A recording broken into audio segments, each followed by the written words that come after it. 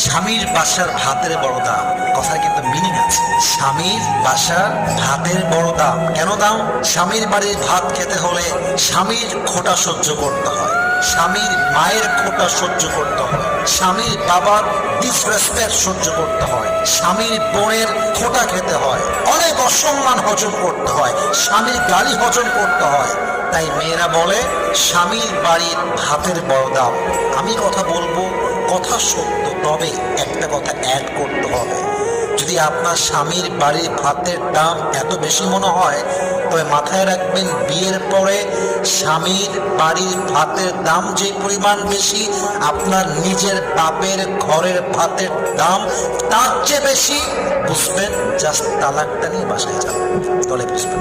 just তালাকটা হোক, বাসায় যান, 3 মাস থাকেন, 4 মাস থাকেন, 5 মাস থাকেন, স্বামী নাই তালাক হয়ে গিয়েছে, তখন বুঝবেন